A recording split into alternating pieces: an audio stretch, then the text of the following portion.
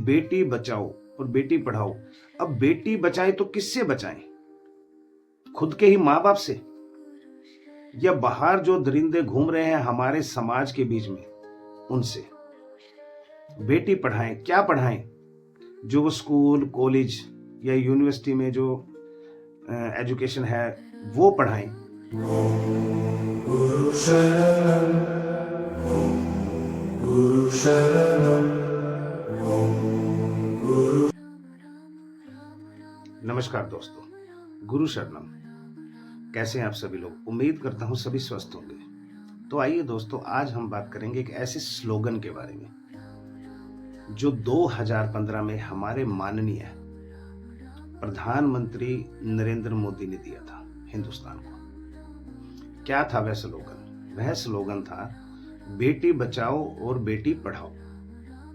अब यह जो स्लोगन था ये हिंदुस्तान का सभी को दिल को छू जाने वाला स्लोगन था, सभी के दिल को छू जाने वाला। क्या 2015 के बाद हम बेटी बचा रहे हैं या पढ़ा रहे हैं? क्या कर रहे हैं हम? सभी से ये मेरा सवाल भी है और एक जवाब भी है जो मैं आपको देना चाहता हूं। तो आइए दोस्तों, आज हम इसी स्लोगन के बारे में बात करेंगे। 2015 में माननीय हमारे प्रधानमंत्री नरेंद्र मोदी ने यह स्लोगन दिया, बेटी बचाओ बेटी पढ़ाओ। किस लिए दिया गया?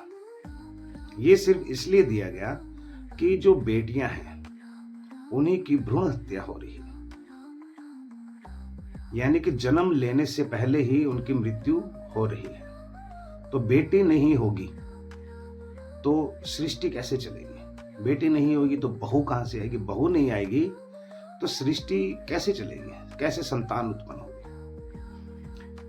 दूसरा है बेटी पढ़ाओ, यानी कि बेटी को अच्छी शिक्षा का ज्ञान प्राप्त हो सके, अच्छी शिक्षा मिले ताकि वो अपनी मंजिलों को पा सके, वो कुछ कर सके इस देश के लिए, जिससे हमारे देश का नाम रोशन हो सके। लेकिन क्या ये हो रहा है? बहुत से मेडिकल साइंस में हॉस्पिटल पर, बड़े बड़े हॉस्पिटल पर इस चीज पे बैन लगा दिया गया है कि जन्म से पहले किसी भी बच्चे की जांच जो है वो कानूनन अपराध है, किसी भी बच्चे की जांच का। कि यानी कि जैसे कि माँ की कोख में ही मशीनों द्वारा पता लगाया जा सकता था कि बेटी है या बेटा है। तो इसी कारण जो था, बेटियों को जन्म लेने से पहले ही उनको मार दिया जाता था। लेकिन अब सोच यहां पर है कि क्या सिर्फ यही एक मकसद था? लेकिन जो मैं सोच रहा हूं, मेरा मानना है कि आप लोगों का भी ऐसा ही सोचना है कि बेटी बचाओ और बेटी पढ़ाओ। अब बेटी बचाए तो किससे बचाएं? खुद के ही माँ बाप से, या बाहर जो दरिंदे घूम रहे हैं हमारे समाज के बीच में उनसे? बेटी पढ़ाएं, क्या पढ़ाएं?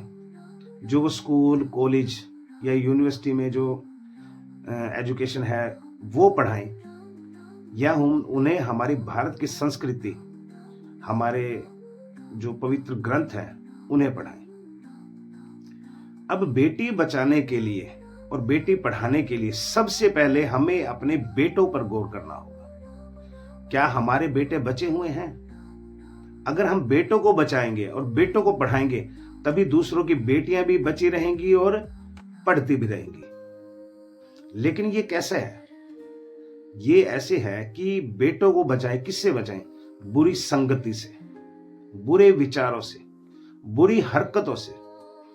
जो उसके मन में बुरे विचार उत्पन्न होते हैं उनसे अपने पहले बेटों को बचाएं, बेटों को पढ़ाएं। क्या पढ़ाएं? प्रभु श्री रामचंद्र जी के मर्यादा का पाठ पढ़ाया जाए अपने बेटों को। जब प्रभु श्री रामचंद्र जी का मर्यादा का पाठ अपने बेटों को पढ़ाया जाएगा, वो बुरी संगति से भी बचकर रहेगा। जब वो बचकर रहेगा तो दूसरों की बेटियां भी बची रहेंगी और दूसरों की बेटियां पढ़ भी सकेंगी। और हमें बेटों पर नहीं, बेटियों पर भी गौर करना चाहिए।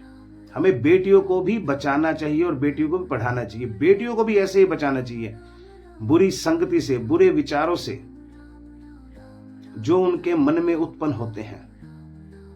उन छोटे छोटे जो कपड़े पहनती हैं बेटियां, जब दुनिया की बुरी नजर उन्हें देखती है, ताड़ती है, उनसे बचाना है हमें। उनके चरित्र पर उंगली ना उठे, उनसे बचाना है उन्हें। हमें बेटियों को भी पढ़ाने चाहिए रामचरितमानस, जिसमें माता सीता की मर्यादा का पाठ है। हमें वो भी अपनी बेटियों को पढ़ाना चाहिए, जिससे हम अपनी बेटी को अच्छे तरीके से बचा भी पाएं और पढ़ा भी पाएं। तो मेरा मानना तो यही है। आपका मानना क्या है? कमेंट बॉक्स में जरूर लिखें। धन्यवाद।